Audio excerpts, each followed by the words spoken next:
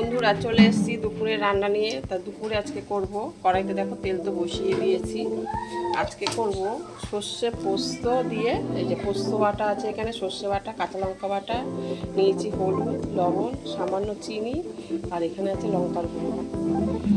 আর মাছ আমি আগেই ভেজে রেখেছি, এই যে তোমাদের দেখা, এই যে রয়েছে মাছ ভাজা।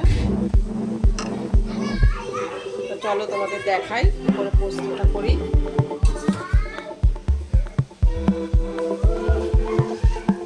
ফোড়নে দিয়ে দেবো কালো জিরে আর দুটো শুকনো লঙ্কা। সব মশলাগুলো আগেই বলে নিলাম। পোস্ত আছে, সর্ষে আছে, কাঁচা লঙ্কা, গুঁড়ো, লঙ্কার গুঁড়ো, লবণ আর সামান্য। এবার একটু কষিয়ে নেব।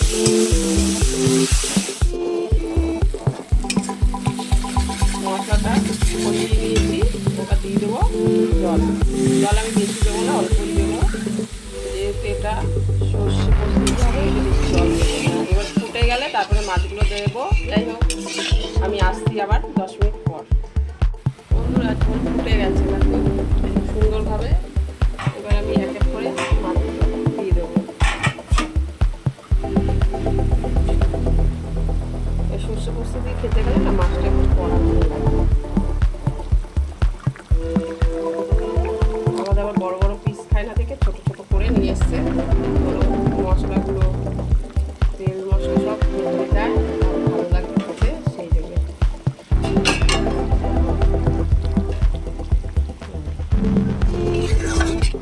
কিন্তু দারুণ হয় খেতে, তোমরা অবশ্যই ট্রাই করো সর্ষে পোস্ত ঝাল। কাতলা মাছ তো সবাই খায়, রুই মাছটা খেয়ে দেখবে। অনেক টমেটো দেয়, আমি কিন্তু দিই। টমেটোও দেওয়া যায় এতে, ধনে পাতা দেওয়া যায়, যে যেটা দিয়ে খেতে পারে। আমি শুধু ওপর দিয়ে একটু চেরা কাঁচা লঙ্কা দেব। হয়ে গেছে সর্ষে পোস্ত দিয়ে রুই মাছ।